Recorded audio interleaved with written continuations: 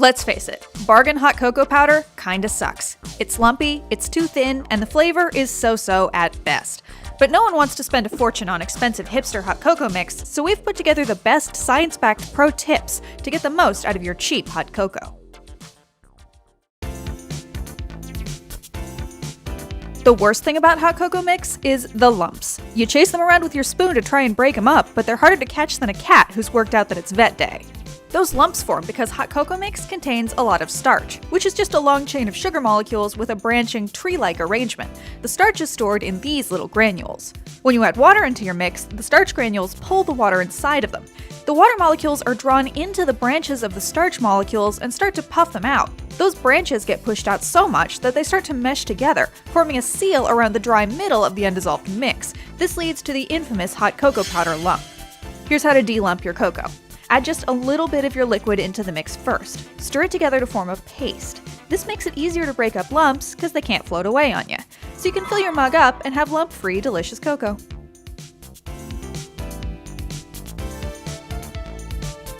Cocoa powder doesn't always dissolve perfectly, and sometimes you get scummy leftover powder in your cup. That's because it contains stuff other than just starch, like naturally occurring fats. Fat is hydrophobic, so it doesn't play well with water.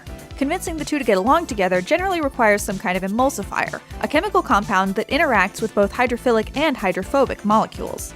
Casein, a protein found in milk, does just this. If you buy 1%, 2%, or whole milk, it's already emulsified, so the milk fat is mixed nicely in the water. This makes it a great solvent for the starches and the fats in chocolate. Some cocoa mixes contain a bit of dry milk or dairy already to help them dissolve. Some people find hot cocoa mix unsatisfyingly thin. If you want a thicker beverage, the answer is more starch, but this time it's on our side.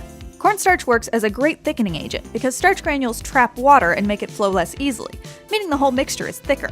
And as they heat up, some swell until they burst. Now, starch molecules are trailing all over the place, sticking to water everywhere they go. The cornstarch needs to get fairly hot to really make this process work, somewhere just south of boiling to get the starch to thicken. If you're going to go this route, we suggest adding a bit of cornstarch in with your hot cocoa mix. Our go-to hot chocolate expert suggested an even simpler shortcut. Just use extra cocoa mix, which still has starch in it, and pop it in the microwave. So here's our recommendation for great hot cocoa made from the cheap stuff. First, use non-skim milk, not water. Mix your cheap cocoa powder with an equal amount of milk to form a paste. If you want to thicken it, add a pinch of cornstarch at this stage. Add more milk and stick that bad boy in the microwave. Then cool it back down and enjoy your hacked cheap cocoa. If you try any of these tips, let us know how they turned out. Thanks for watching, and we'll see you next week.